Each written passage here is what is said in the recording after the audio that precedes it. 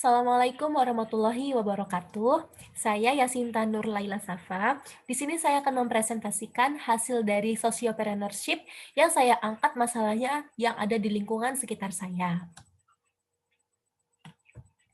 Jadi hasil dari sociopreneurship-nya ini ialah Recycle Bin by Yasinta Nur Laila Safa itu dari saya sendiri. Jadi mengapa sih saya menamakan hasil sociopreneurship saya ini Recycle Bin? Recycle Bin ini sendiri berasal dari bahasa Inggris. Biasanya kita sering menemukannya tuh di software komputer. Seperti kita membuang suatu file, lalu dia akan terbuang di recycle bin ini, yang mana kita bisa restore jika kita ingin membuka file tersebut, jika kita ingin membuka kembali file tersebut. Nah, sama seperti sampah. Sampah ini dibuang, lalu sampah ini tidak bisa dibuang secara percuma, ataupun dibakar, ataupun hal-hal yang bisa membuat lingkungan tercemar oleh sampah ini bisa kita gunakan untuk hal-hal yang lebih bermanfaat seperti kita membuat kerajinan tangan dari barang bekas ataupun pupuk kompos dari sampah organik itu sendiri. Makanya saya menamakan recycle bin yang artinya daur ulang sampah dan mengapa harus recycle bin? Karena recycle bin sendiri ini sangat familiar mungkin di telinga banyak orang. Nah, ada masalah sosialnya. Jadi masalah sosialnya ini saya melihat di sekitar rumah saya itu banyak saya temukan sampah itu dibuang secara percuma dan dibakar, yang mana asap dari pembakaran sampah tersebut bisa mencemari lingkungan. Padahal sampah-sampah itu tuh bisa dimanfaatkan dan bernilai ekonomis. Maka dari itu, saya berinisiatif untuk mendirikan bank sampah dengan mempekerjakan ibu-ibu yang ada di sekitar komplek itu sebagai pengumpul sampah.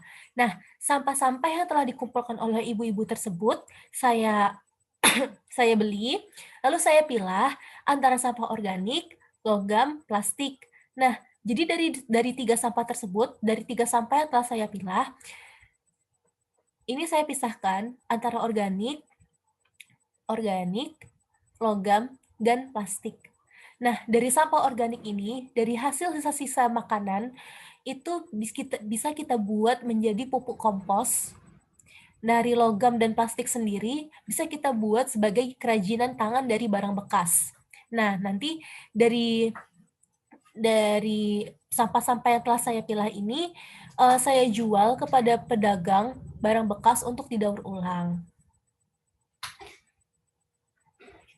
Lalu, bisnisnya ini saya menjual barang bekas dengan mendaur ulang sampah dan mendirikan bank sampah. Nah, ini ada desain logonya. Desain logonya sendiri ini, atasnya ini yang bernama Recycle Bin, nama usaha saya sendiri.